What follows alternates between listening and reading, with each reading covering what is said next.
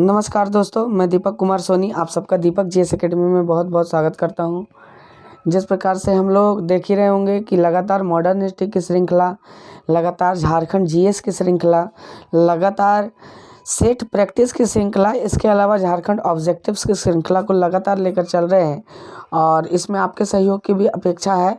आप ज़्यादा से ज़्यादा इस वीडियो को लाइक करें, शेयर करें और सब्सक्राइब करें दोस्तों, ताकि आपको बेहतर से बेहतर वीडियो प्राप्त हो सके। और अगर आपने हमारी पिछली कक्षाओं को नहीं देखा, जो बोर्ड पर होती है, एकदम ऑफलाइन क्लासेस के जैसा होता है, तो आपसे ये आग्रह है कि आप जाकर के देखें। डिस्क्रिप्शन में प्लेलिस्ट का लिंक दिया हुआ है, आप जा करके देखें। तो आइए दोस्तों, आज 11वें सेट का प्रैक्टिस हम लोग करेंगे। 10 सेट को हम लोगों ने पहले ही डाल दिया है और आज 11वें सेट का प्रैक्टिस करेंगे। और जो हमारा 11वां सेट का पहला नंबर जो प्रश्न है सामान्य अध्ययन का, वो है दोस्तों, देख लीजिएगा आप, ध्यान में देखना है यहाँ पर और बड़ा अच्छा से समझना है आपको कि अंगोला की राजधानी कहाँ है। पहला नंबर हमारा प्रश्न है कि अंगोला की राजधानी कहाँ है, तो इसका सही आंसर हो जाएगा अंगोला की राजधानी लुआंडा है दोस्तों। अंगोला की राजधानी कहाँ है? लुआंडा है। ठीक है। चंद्रमा से पृथ्वी की औसत दूरी क्या है, आपको बताना है। चंद्रमा से पृथ्वी की औसत दूरी क्या है? तो चंद्रमा से पृथ्वी की औसत दूरी जो है दोस्तों, वो है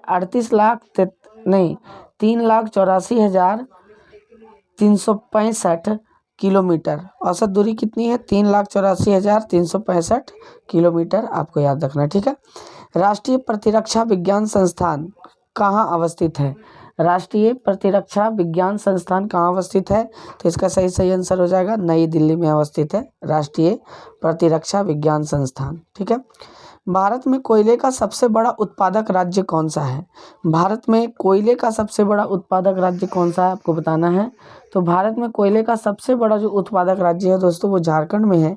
और झारखंड में बिटुमिनस प्रकार के कोयले पाए जाते हैं, जो दामोदर नदी घाटी के अंतर्गत होते हैं दोस्तों। ठीक है। बोकारो स्टील लिमिटेड किसकी मदद से स्थापित हुआ था? तो आपको बताना है बोकारो स्टील लिमिटेड किसकी मदद से स्थापित हुआ था। तो ये सोवियत यूनियन यानी कि यूएसएसआर, जिसके वर्तमान में आज हम लोग रूस के नाम से जानते हैं। ठीक है। उत्तर कोरिया तथा दक्षिण कोरिया के बीच सीमा रेखा को क्या कहते हैं? उत्तर कोरिया तथा दक्षिण कोरिया के बीच सीमा रेखा को क्या कहा जाता है दोस्तों? तो इसको 38वीं समानांतर रेखा, 38वीं पैरेलल रेखा के नाम से जाना जाता है, पैरेलल लाइन के नाम से जाना जाता है। ठीक है। आइए, 7वां नंबर प्रश्न है हमारा, हिंदी साहित्य में किसे सर्वप्रथम ज्ञानपीठ पुरस्कार मिला था? हिंदी साहित्य में सर्वप्रथम ज्ञानपीठ पुरस्कार जीतने वाले कौन थे? लेखक जो थे वो सुमित्रा नंदन पंत थे दोस्तों। इनको 1968 में मिला था, है ना। सुमित्रा नंदन पंत थे, जिनको 1968 में क्या मिला था? ज्ञानपीठ पुरस्कार से नवाजा गया था। ठीक है। अंतर्राष्ट्रीय तिथि रेखा खींची गई है। अंतर्राष्ट्रीय तिथि रेखा खींची गई है, आपको बताना है कि अंतर्राष्ट्रीय तिथि रेखा किस पर खींची गई है। तो अंतर्राष्ट्रीय तिथि रेखा जो खींची गई है दोस्तों, वो 180 डिग्री देशांतर पर खींची गई है। याद रखिएगा, कितने डिग्री देशांतर पर? 180 डिग्री देशांतर पर। अगर यहाँ 0 होता तो 0 भी आंसर हो जाता। ठीक है।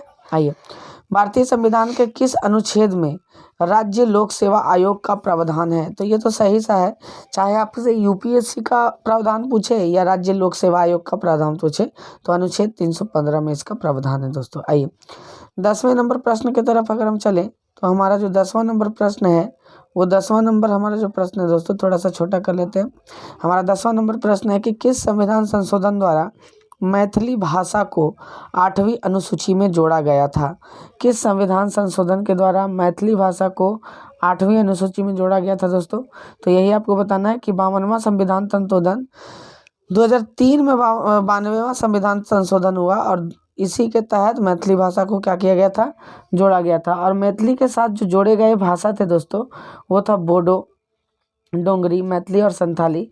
ये 4 भाषाओं को जोड़ा गया था। और वर्तमान में 8वीं अनुसूची में कितनी भाषाएं हैं? कुल 22 भाषाएं हैं, जिसको आपको याद रखना है। ठीक है। आइए, गांधी इरविन समझौता कब हुआ था?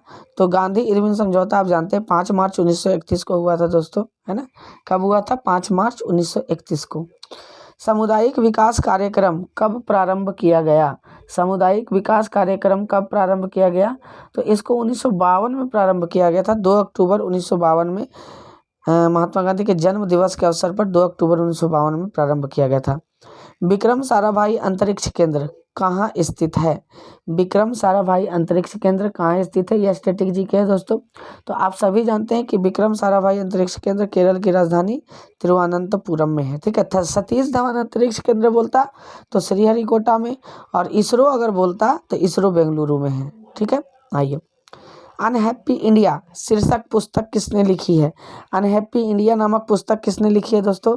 तो आप जानते ही हैं कि अनहैप्पी इंडिया नामक पुस्तक जो है वो लाला लाजपत राय ने लिखी थी, जिनकी मृत्यु हो गई थी एक तरह से साइमन कमीशन के विरोध के बाद। ठीक है। निकट तारा ग्रह किसे कहते हैं? निकट तारा ग्रह किसे कहते हैं? तो निकट तारा ग्रह जो है दोस्तों वो शुक्र को ही कहा जाता है। पृथ्वी की बहन, भोर का तारा, सांझ का तारा, इसी को कहा जाता है। ठीक है। बागुरुम्बा नृत्य कहाँ किया जाता है? आपको बताना है बागुरुम्बा नृत्य कहाँ किया जाता है। तो बागुरुम्बा नृत्य जो है दोस्तों उसको असम में किया जाता है। बागुरुम्बा नृत्य असम की विशेषता है ये। ठीक है। कोलेरू झील, देखिए कालेरू लिख दिया है, कोलेरू झील किस राज्य में अवस्थित है? आपको बताना है। तो 17वें नंबर प्रश्न का जो हो जाएगा कोलेरू झील वो आंध्र प्रदेश में स्थित है। आपको मालूम है कि कोलेरू झील जो है वो राजमुंद्री और विजयवाड़ा के बीच में पड़ता है, कृष्णा और गोदावरी के डेल्टा के बीच में। ठीक है। आइए, 18वां नंबर जो हमारा प्रश्न है वो पिछड़े वर्गों के लिए राष्ट्रीय आयोग की किस वर्ष में स्थापित किया गया था? यानी ओबीसी आयोग का बात कर रहे हैं यहाँ पर दोस्तों। तो राष्ट्रीय वर्गों के लिए किस में आयोजित किया गया था? तो इसको आयोजित किया गया था दोस्तों लगभग, है ना, राष्ट्रीय आयोग को आयोजित किया गया था लगभग 89वें संविधान संशोधन यानी कि 89वें संविधान संशोधन में ही हुआ था। और इसका जो सही आंसर हो जाएगा 18 का वो हो जाएगा सी, 1993 में स्थापित किया गया था। ठीक है। आइए, 19वें नंबर प्रश्न का हम लोग देखेंगे। तो 19वां नंबर प्रश्न है हमारा, उच्चतम न्यायालय अपने दिए हुए फैसले पर पुनर्विलोकन किस अनुच्छेद के तहत करता है? उच्चतम न्यायालय अपने दिए हुए फैसले पर पुनर्विलोकन किस अनुच्छेद के तहत करता है? तो अनुच्छेद 137 के तहत करता है दोस्तों, ध्यान में रखते चल जाइएगा, है ना।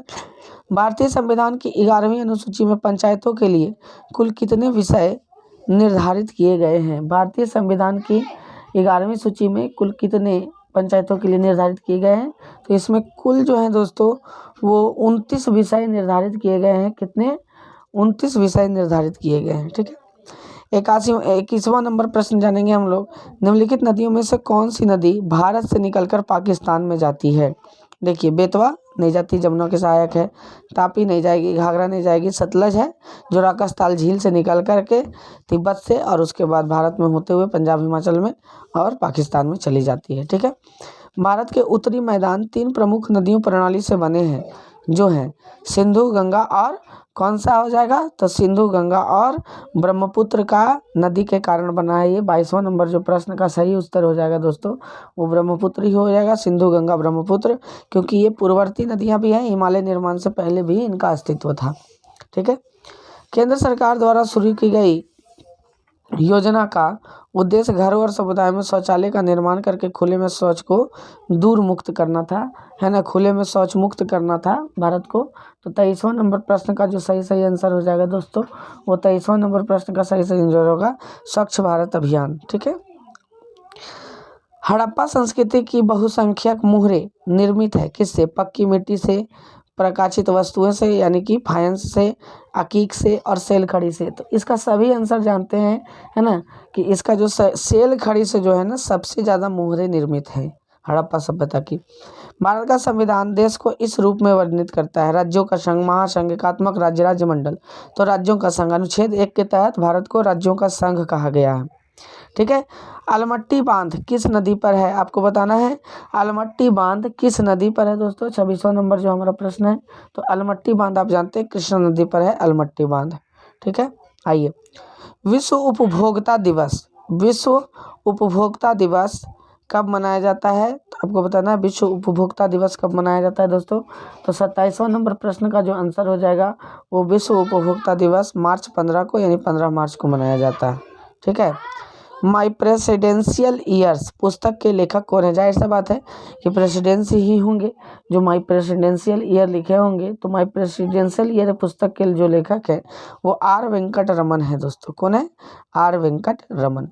आइए, 29वें नंबर प्रश्न की तरफ अगर हम चलें तो हमारा जो 29वां नंबर प्रश्न है जनसंख्या नियंत्रण एवं परिवार नियोजन संविधान के 7वें अनुसूची के किस सूची में विषय है? ठीक है, जनसंख्या नियंत्रण और परिवार नियोजन किस सूची में विषयित है आपको बताना है। तो 29वें नंबर प्रश्न का जो सही आंसर होगा वो समवर्ती सूची। राज्य सरकार और केंद्र सरकार दोनों कानून बना सकती है इस पर। ठीक है, आइए 30वां नंबर प्रश्न है और संभवतः ये सामान्य अध्ययन का अंतिम प्रश्न है दोस्तों। तो बताना है आपको कि सैंधव सभ्यता के प्रमुख स्थल रोपड़ किस नदी के तट पर है? तो आप जानते ही हैं कि रोपड़ किस नदी के तट पर है। तो 30वां नंबर प्रश्न का जो सही आंसर हो जाएगा, रोपड़ जो है वो सतलज नदी के किनारे पड़ता है दोस्तों। ठीक है, रोपड़ सतलज नदी के किनारे पड़ता है। लेकिन देख लीजिए यहाँ पर कुछ और का चर्चा कर दे रहे हैं हम, जैसे सिंधु नदी के तट पर मोहनजोदड़ो, चाहुंदड़ो और कोटदी ये सब क्षेत्र पड़ते हैं। रावी नदी के तट पर हड़प्पा था और मादर नदी के तट पर कौन था दोस्तों? रंगपुर था, आपको याद रखना है। आइए अब झारखंड सामान्य ज्ञान में चलते हैं हम। तो झारखंड का नवनिर्मित प्रमंडल कौन सा है? तो ये बहुत बढ़िया प्रश्न हो जाता है कि झारखंड का सबसे नया निर्मित कोल्हान प्रमंडल है। मुख्यालय कहाँ है दोस्तों? तो मुख्यालय आपको बताना होगा। तो मुख्यालय इसका जो हो जाएगा वो चाईबासा हो जाएगा। कहाँ हो जाएगा? मुख्यालय चाईबासा। ठीक है, आइए झारखंड की 81 सदस्यीय विधानसभा में क्रमशः कितनी सीटें अनुसूचित जातियों और अनुसूचित जनजातियों के लिए आरक्षित हैं? तो क्रमशः आपको बताना है कि कितनी सीटें एससी के लिए और कितनी सीटें एसटी के लिए आरक्षित हैं। तो आपको बताना है। तो इसमें हो जाएगा दोस्तों, देखिए 9 सीटें एससी के लिए और 28 सीटें एसटी के लिए आरक्षित हैं। ठीक है, सरहुल पर्व किस माह में मनाया जाता है? तो ये बहुत बढ़िया प्रश्न है कि सरहुल पर्व आर्ट एंड कल्चर से है। तो सरहुल पर्व जो है दोस्तों वो चैत माह में मनाया जाता है, शुक्ल पक्ष के तृतीया को। ठीक है, निम्न में से किसे झारखंडी वायलिन के नाम से भी जाना जाता है? तो झारखंडी वायलिन के नाम से आप जानते हैं दोस्तों, ये कई बार मैंने करवाया है और यूट्यूब क्लासेस में भी पढ़ाया है मैंने कि झारखंडी वायलिन के नाम से किसको जाना जाता है? तो केंद्री को झारखंडी वायलिन के नाम से जाना जाता है। ठीक है, छऊ नृत्य का प्रदर्शन सर्वप्रथम विदेश में कब हुआ? तो छऊ नृत्य का प्रदर्शन सर्वप्रथम विदेश में 1938 में सुधेंद्र नारायण सिंह के द्वारा किया गया था दोस्तों। ठीक है, निम्न में से कौन झारखंड का प्राचीनतम वाद्य यंत्र है? सबसे पुराना झारखंड का वाद्य यंत्र कौन सा है? 36वां नंबर प्रश्न है हमारा। तो 36वां नंबर प्रश्न का जो सही आंसर हो जाएगा वो हो जाएगा ए मांदर। मांदर बहुत पुराना आदिवासियों के समय से चलते आ रहा है। ठीक है, पारसनाथ पहाड़ी किस धर्म के अनुयायियों का तीर्थ स्थल है? तो इसमें हिचकिचाहट भी नहीं होना चाहिए, जैन धर्म का स्थल है क्योंकि 20 जैन तीर्थंकरों को मोक्ष की प्राप्ति हुई थी यहाँ पर दोस्तों। ठीक है, निम्न में से कौन सुमेलित नहीं है? देखिए नदियों से प्रश्न है आपका, निम्न में से कौन सुमेलित नहीं है? 38वां नंबर जो प्रश्न है आपका, तो निम्न में से कौन सुमेलित नहीं है? तो देख लीजिए यहाँ से, तो उत्तरी कोयल आप जानते हैं रांची पठार से निकलती है, मैंने बताया भी आपको। सकरी नदी, ठीक है, छोटनागपुर से निकलती है, अपने राह बदलने के लिए, अपना ये रास्ता बदलने के लिए कुख्यात है ये।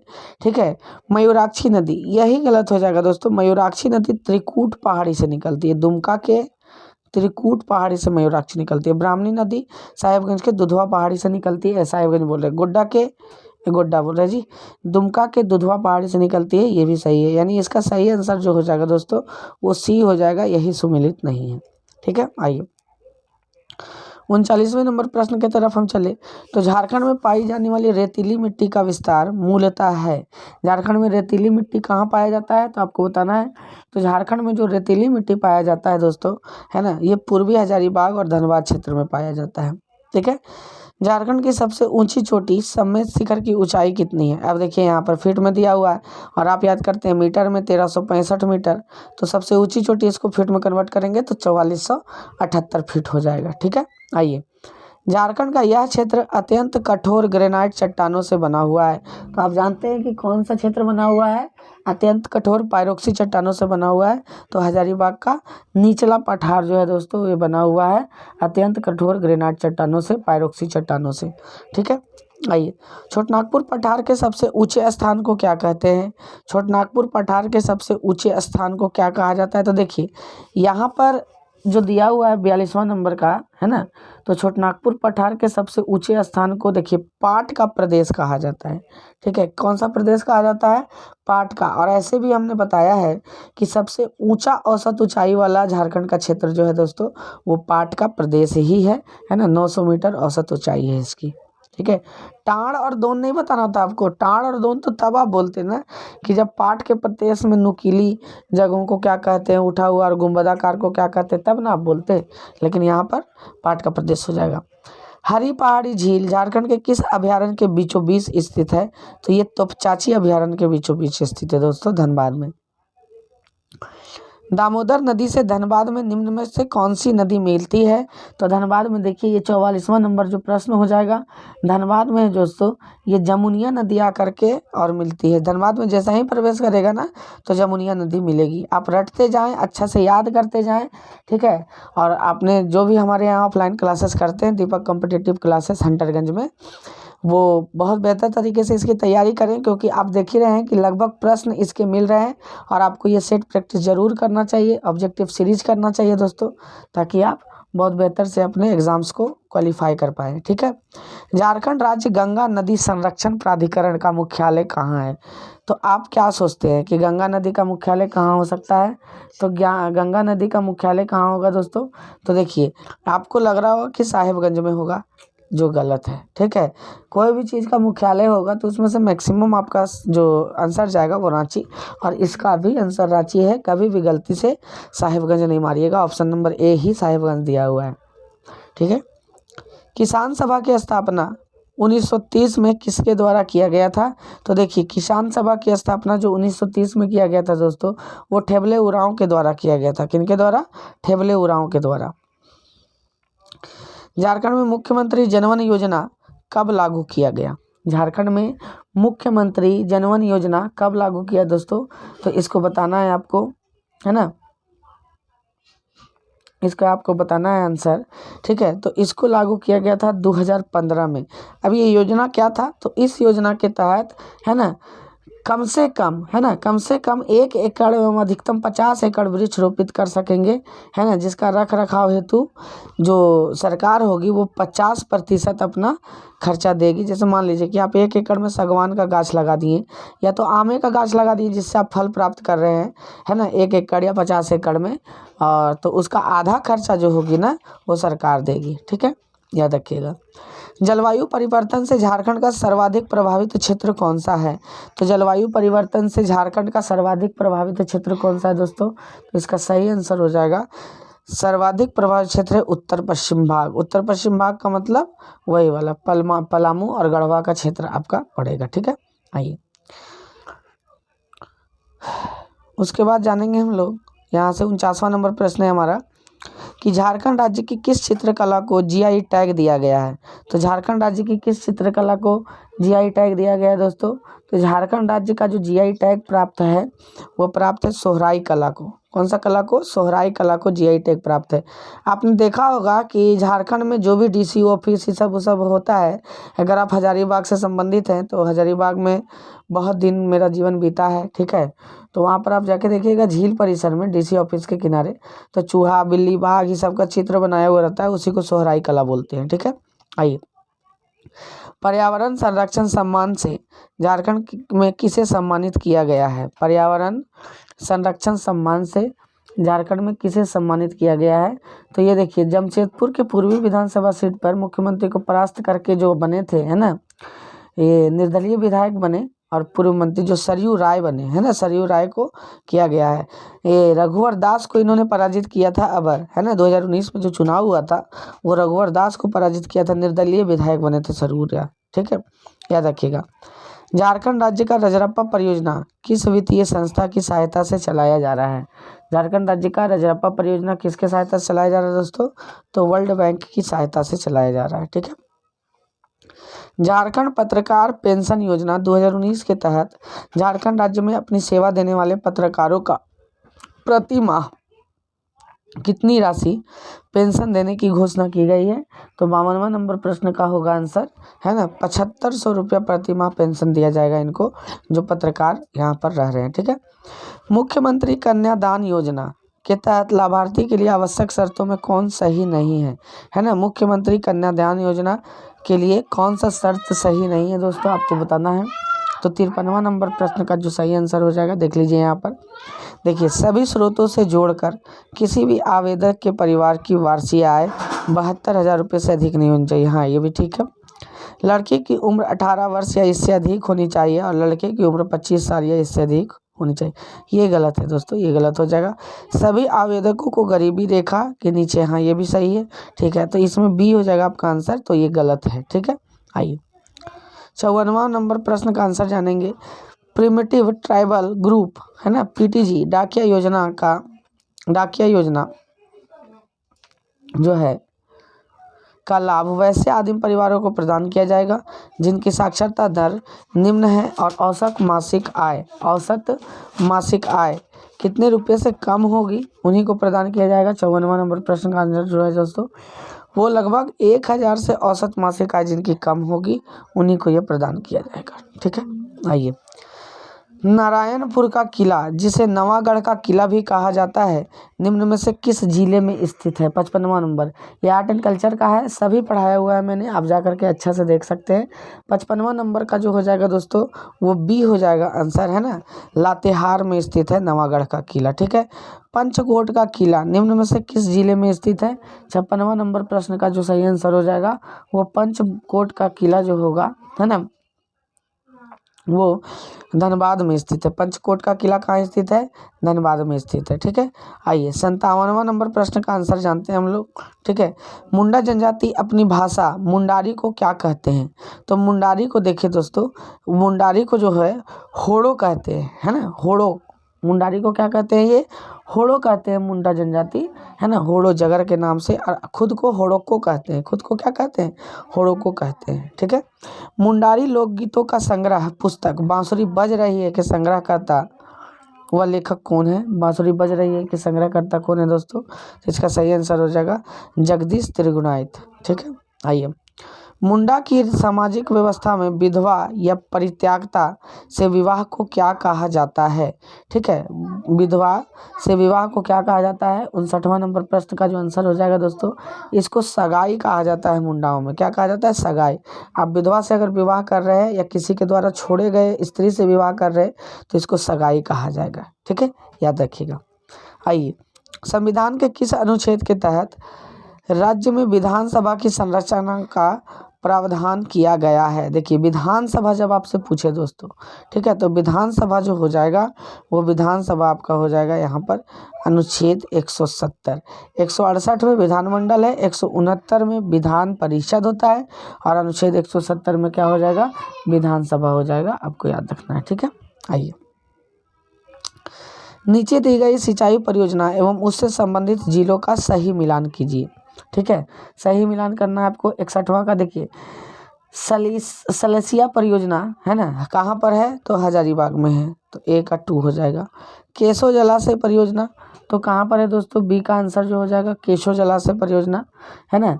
तो केशो जलाशय परियोजना भी हजारीबाग में है, ठीक है। तो किसी का भी आप लगा सकते हैं, ये गलती दिया हुआ है एक तरह से, मान के चलिए। 2 को ऑप्शन एक ही बार नहीं दे सकता है इसमें, तो मिलाने में दिक्कत हो जाएगा ना, फिर 2 मिलाएगा कि 3 मिलाएगा आदमी, ठीक है। पतरातू जलाशय परियोजना, तो पतरातू जलाशय परियोजना जो है दोस्तों, वो देखिए यहाँ रांची भले दिया हुआ है लेकिन रांची आप नहीं होगा, पहले रांची में था, अब रामगढ़ में लिखना होगा आपको, है ना, रामगढ़ में लिखना होगा, रामगढ़ में है पतरातू जलाशय परियोजना, ठीक है। सोनुआ जलाशय परियोजना कहाँ है दोस्तों, तो सोनुआ जलाशय परियोजना जाहिर सी बात है लास्ट बचा हुआ सिंगभूम में, आप मिला लीजिएगा इसको, ठीक है। आइए 62वां नंबर प्रश्न का जानते हैं। निम्न खानों में से किससे लौह अयस्क प्राप्त किया जाता है।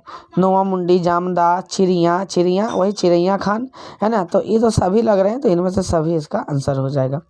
झारखंड में आर्द्र पतझड़ वन का विस्तार निम्न में से किन क्षेत्रों में है, यानी आर्द्र पतझड़ वन का विस्तार निम्न में से किस क्षेत्रों में है। 63वां नंबर प्रश्न का जो आंसर होगा आपका दोस्तों वो डी हो जाएगा। इनमें से सभी क्षेत्र में आर्द्र पतझड़ वन पाए जाते हैं, आप ध्यान दीजिएगा इसको, ठीक है। आइए झारखंड के अभ्यारण्यों एवं उनके स्थापना वर्ष को सही मिलान करें। झारखंड के अभ्यारण्यों एवं उनके स्थापना वर्ष का सही मिलान करना है आपको। तो सही मिलान देख लीजिए कैसे कैसे करेंगे। तो आपको मालूम है कि पलामू अभ्यारण्य, हजारीबाग अभ्यारण्य और महुआ टाड़ अभ्यारण्य, दालमा अभ्यारण्य, है ना। इन चारों अभ्यारण्य की स्थापना कब हुई थी? 1976 में हुई थी। ठीक है दोस्तों, इसका सबका किसका हुआ था? 1976 में हुआ था। तो 1976 किस में दिख रहा है आपको? तो एक में ये दिख रहा है, एक में ये दिख रहा है, बाकी दोनों तो गलत हो जाएंगे, यानी 1 और 3 सिर्फ सही हो जाएंगे। यही इसका सही आंसर होगा। ठीक है, 65वां नंबर प्रश्न का आंसर आप देख लीजिए कि झारखंड के कितने ऐसे जिले हैं जो अन्य किसी राज्य को स्पर्श नहीं करते हैं? ठीक है, तो 2 ऐसे जिले हैं, लोहरदगा और खूंटी। ठीक है, बौद्ध मठ के अवशेष निम्न में से किस स्थान से प्राप्त हुआ है? बौद्ध मठ के अवशेष निम्न में से किस स्थान से प्राप्त हुआ है आपको बताना है। इसको पहाड़ी, सीतागढ़ पहाड़, दूध पानी। ठीक है, तो आपको बताना है कि बौद्ध मठ के अवशेष कहाँ से प्राप्त हुए हैं दोस्तों। तो ये प्राप्त हुआ है सीतागढ़ पहाड़ से, बाकी इसको और दूध पानी से नहीं प्राप्त हुआ है। ठीक है, 67वां नंबर है हमारा कि निम्न कथनों पर विचार करें। बूढ़ा घाघ, हुंडरू, सदनी घाघ और घघरी जलप्रपात। आपको बताना है कि निम्न कथनों पर विचार करना है। निम्न में से किसका निर्माण रांची पठार से उद्गम नदियों के द्वारा हुआ है? ठीक है, देखिए फंसा दिया ना, रांची पठार के द्वारा उद्गम नदियों से हुआ है। अब आपको नदी भी याद रखना होगा कि किस नदी से निकला है, तभी तो आप कर पाइएगा। तो आप जानते ही हैं दोस्तों कि बूढ़ा घाघ का जो निर्माण हुआ है वो बूढ़ा नदी से हुआ है। ठीक है, 67वां नंबर प्रश्न का जो आंसर हो जाएगा, है ना, बूढ़ा घाघ का जो निर्माण हुआ है दोस्तों वो किस नदी से हुआ है? बूढ़ा नदी से हुआ है। हुंडरू, सदनी घाघ और घाघरी जलप्रपात, ये सारे के सारे, ध्यान से समझिएगा, सारे के सारे ऐसी नदियों से इनका निर्माण हुआ है दोस्तों जो रांची के पठार से होकर के गुजरती हैं। आप जानते ही हैं उसको, है ना। और उसके बाद आप जानते ही हैं कि लगभग ये सारे के प्रकार के रांची के पठार से ही निर्मित हुआ है। तो इसका जो हो जाएगा इनमें से सभी, बाकी किन किन नदियों पर है आप देख सकते हैं, विचार कर सकते हैं। ठीक है, निम्न में से कौन सी नदी दक्षिणावर्ती नदी नहीं है? देख लीजिए, निम्न में से कौन सी नदी दक्षिणावर्ती नदी नहीं है, यानी दक्षिण की ओर बहती नहीं है, पठार से निकल करके और दक्षिण की ओर नहीं बहेगी। तो दामोदर नदी, बहुत बढ़िया, ये दक्षिणावर्ती है। बराकर दक्षिणावर्ती है।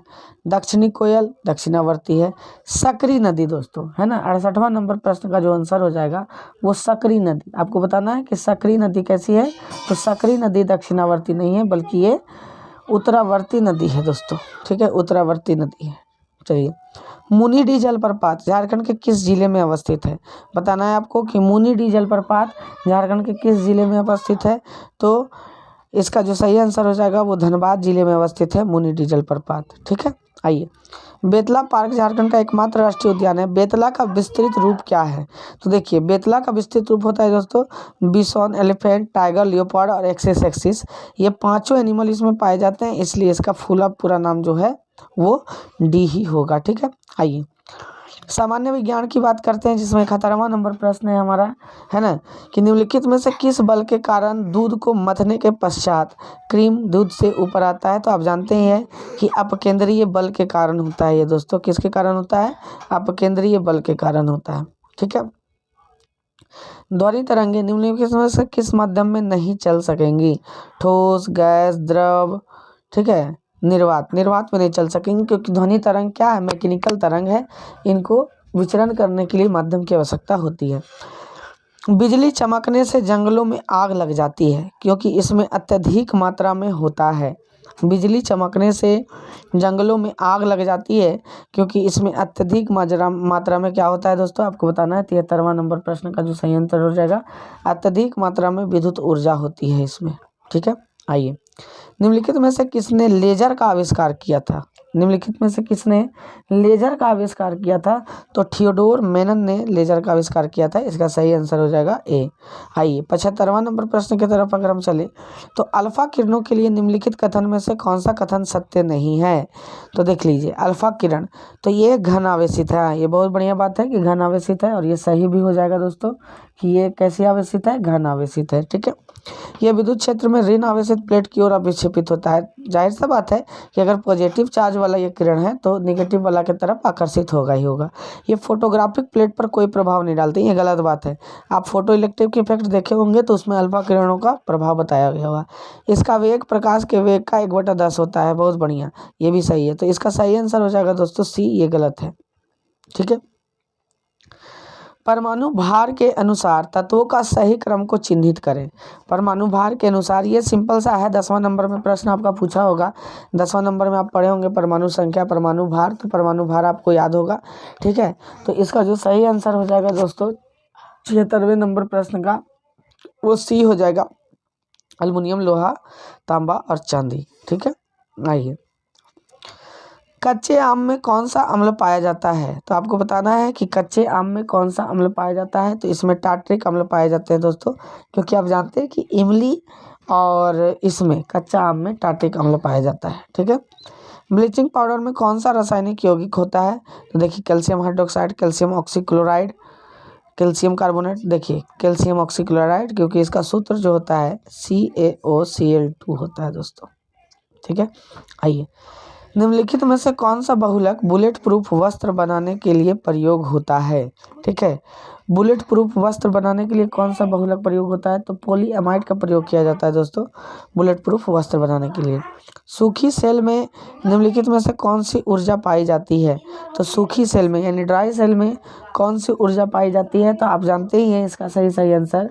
तो इसका सही आंसर होगा रासायनिक ऊर्जा, क्योंकि कोई भी बैटरी को रासायनिक ऊर्जा से विद्युत ऊर्जा में परिवर्तित करती है वो। ठीक है, गन मेटल में कौन सा अवयव होता है? आपको बताना है गन मेटल में कौन सा अवयव होता है।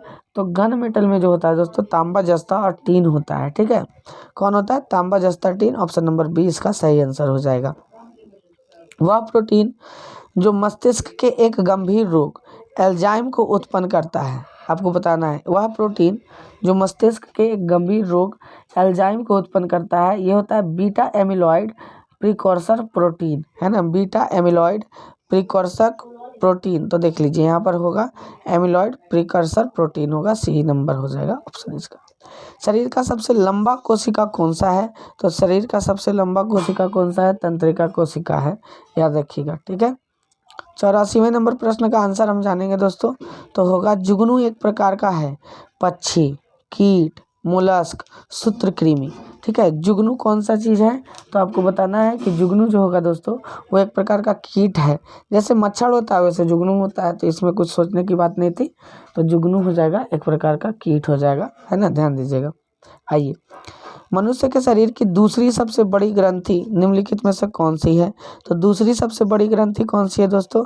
तो ये कौन सा हो जाएगा? देखिए, यकृत जो है वो पहला सबसे बड़ा ग्रंथि है।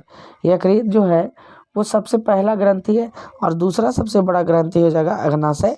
और अग्नाशय एकमात्र ऐसी ग्रंथि है जो मिश्रित ग्रंथि होती है, जो एंजाइम और आपका हार्मोन दोनों रिलीज करती है। ठीक है, हेपेटाइटिस बी होने का मुख्य कारण क्या है? तो आपको बताना है जीवाणु, विषाणु, प्रोटोजोआ, कवक। सिंपल सा प्रश्न दिया है। तो हेपेटाइटिस बी किसके कारण होता है दोस्तों? तो हेपेटाइटिस बी जो होता है वो विषाणु के कारण होता है। आपको जानते चलना है हेपेटाइटिस बी किसके कारण होता है? तो विषाणु के कारण होता है। ठीक है ना, HBV विषाणु के कारण होता है, हेपेटाइटिस विषाणु वायरस के कारण विषाणु के कारण होगा दोस्तों, वायरस के कारण होगा। ठीक है, आइए, जीव द्रव्य में सर्वाधिक मात्रा में निम्न में से कौन सी तत्व पाई जाती है? जीव द्रव्य में सर्वाधिक मात्रा में तो कौन सा पाया जाएगा?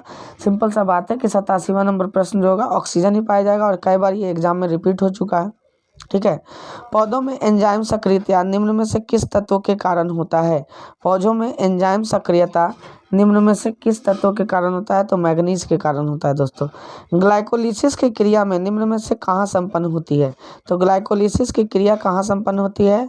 तो ग्लाइकोलिसिस की क्रिया जो होगी वो कोशिका द्रव्य में संपन्न होगी दोस्तों। 89 का सही आंसर, इसी को साइटोप्लाज्म कहते हैं इंग्लिश में, है ना, याद रखिएगा। और वही आपसे पूछता क्रेब्स साइकिल का, तो माइटोकॉन्ड्रिया हो जाता। ठीक है, सोडियम को जल में मिलाने पर कौन सी गैस निकलती है? सोडियम को अगर जल में मिलाएंगे तो 90 नंबर प्रश्न का हो जाएगा आंसर, कौन सी गैस निकलती है? तो हाइड्रोजन गैस निकलती है दोस्तों, याद रखिएगा। ठीक है, आशा करते हैं दोस्तों कि आपको ये कड़ी बहुत पसंद आ रही होगी, और आपके उम्मीदों पर हम खरे उतर रहे होंगे। आप बेहतरीन तरीक़ा से प्रैक्टिस करते जाएँ, आपको नए नए प्रश्न भी इसमें मिलेंगे, जिसको आप लोगों को अपडेट करते चल जाना है अपने नोट्स कॉपी में जो भी आप बनाए होंगे, है ना। बहुत बहुत धन्यवाद दोस्तों, शुभ रात्रि, दुआ में बहुत ज़्यादा याद रखिएगा, बहुत बहुत धन्यवाद।